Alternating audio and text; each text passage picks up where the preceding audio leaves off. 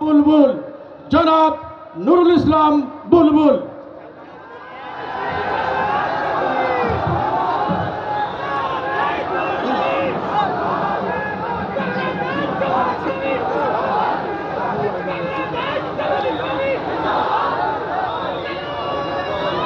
বিসমিল্লাহির রহমানির রহিম।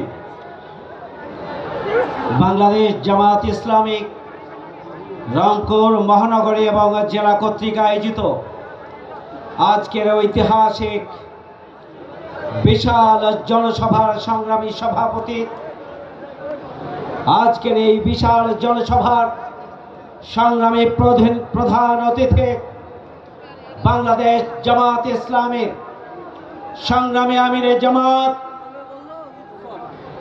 আমাদের সংগ্রামী জননেতা, মানবতার ফেরিওয়ালা ডাক্তার শফিকুর রহমান, আজকের এই বিশাল জনসভার সংগ্রামী প্রধান বক্তা,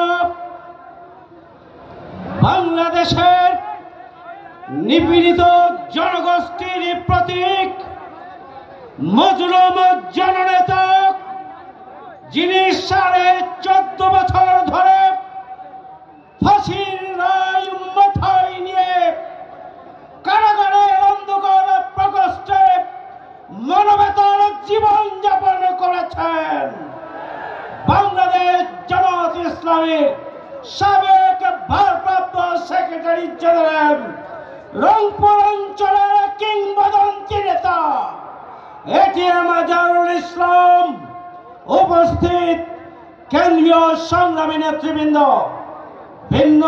বিভিন্ন রাজনৈতিক দলের নেতৃবৃন্দ, সংগ্রামী সাংবাদিক বন্ধুগণ, সম্মানিত উপস্থিত ভাই ও বন্ধুগণ, আসসালামু আলাইকুম ওয়া রাহমাতুল্লাহ।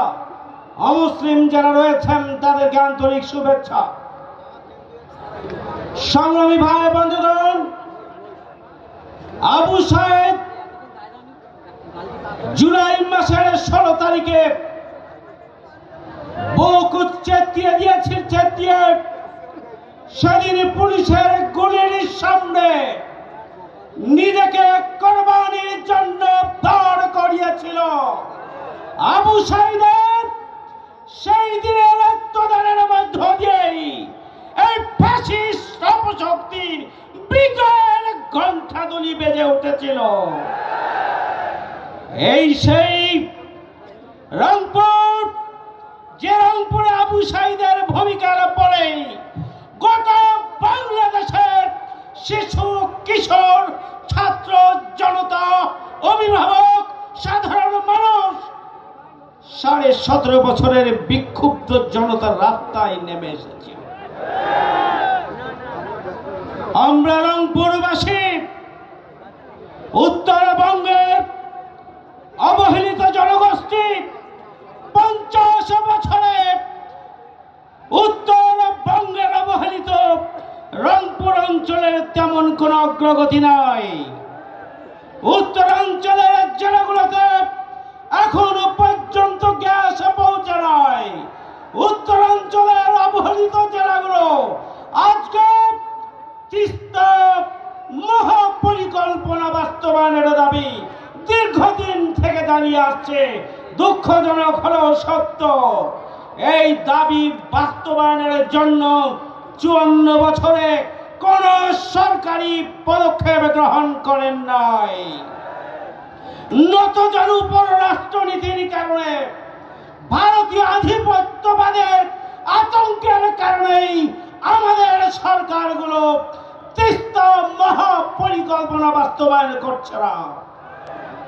আমাদের প্রান্তিক জনগোষ্ঠী নদীর অববাহিকায় যারা বসবাস করে, তাদের জীবন মান উন্নয়নের জন্য কোন কার্যকর পদক্ষেপ গ্রহণ করা হয় নাই।